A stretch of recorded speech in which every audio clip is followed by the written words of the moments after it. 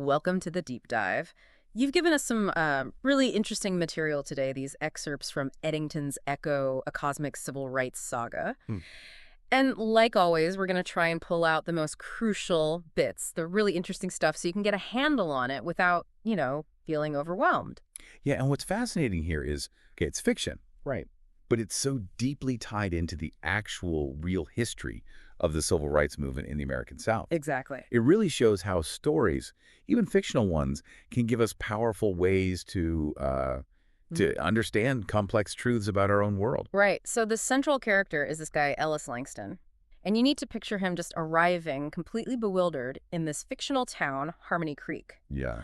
And the excerpts just drop you right into that, feeling him being totally out of place and immediately seeing how the town works, socially speaking. And you see the reactions to him straight away, how he looks, how he sounds. It marks him as different from the jump. It kind of poses that question, doesn't it? How do communities react to outsiders, Excellent. especially when things are already, well, tense and structured? What sort of assumptions pop up? Okay, let's stick with that initial feeling for a second, because it's not just about being the new guy. Pretty quickly, Ellis starts seeing, well, patterns. Things that feel familiar even though he's never been there before.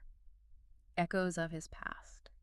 And this is where it gets really compelling, I think. He has these memories, right? Of Yes. Cylonian prisoners, the oppression he saw way out in space. Yeah. And those memories become like a lens for him to understand Harmony Creek. Mm. It makes us think, what are the core ingredients of oppression that just keep showing up? Yeah. Different times, different places, maybe different species even, but the same fundamental cruelty. So that's our mission for this deep dive then. Using Ellis's very unique viewpoint to really get under the skin of oppression in Harmony Creek. Hmm.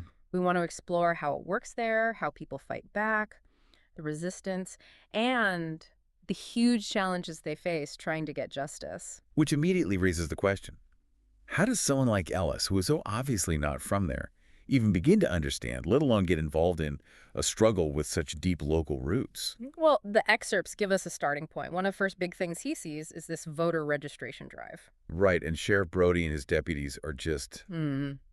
there.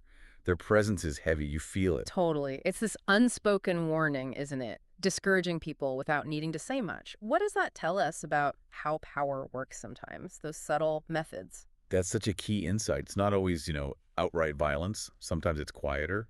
A look, a gesture. The deputy bumping into that elderly black man. Ah, It yeah. seems small, maybe, but it's deliberate. It's about disrespect, reinforcing that hierarchy, Yeah. making people feel small and powerless. It speaks volumes about the daily grind of living under that kind of system, doesn't it? And for Ellis, it hits differently because of his telepathy, right? He Yeah. gets this